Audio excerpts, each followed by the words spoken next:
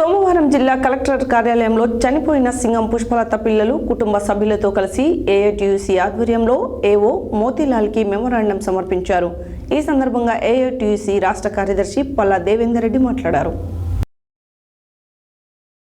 సోమవారం జిల్లా కలెక్టరేట్ కార్యాలయంలో చనిపోయిన సింగం పుష్పలత పిల్లలు కుటుంబ సభ్యులతో కలిసి ఏఐటీయూసీ ఆధ్వర్యంలో ఏవో మోతీలాల్కి మెమోరాండం సమర్పించారు. ఈ సందర్భంగా ఏఐటీయూసీ రాష్ట్ర కార్యదర్శి పల్లా దేవేందర్ రెడ్డి మాట్లాడుతూ పుష్పలత చనిపోయిన సందర్భంలో జీవీపీఆర్ కంపెనీ వాళ్ళు మిషన్ భగీరథ ఎస్ఈడిఈ ఎంఆర్ఓ గార్ల సమక్షంలో 8 రూపాయల పరిహారంగా చెల్లిస్తామని మాట ఇచ్చి నేటికి అమలు చేయకపోవడం విచారకరమని అన్నారు. ఎప్పుడు అడిగినా రేపు మాపు అంటూ కాలం వెళ్లబుచ్చుతున్నారని ఆరోపించారు.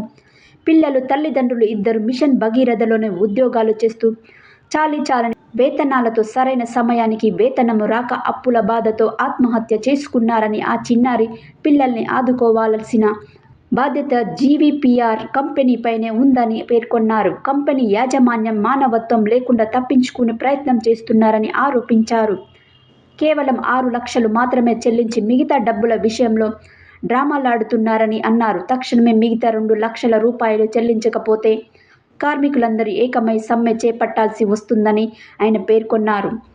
ఏవో మోతీలాల్ అక్కడే ఉన్న మిషన్ భగీరథ ఎస్ఈతో మాట్లాడి కంపెనీ యాజమాన్యంతో మాట్లాడి తక్షణమే డబ్బులు ఇప్పించాలని తెలియజేయడం జరిగిందన్నారు.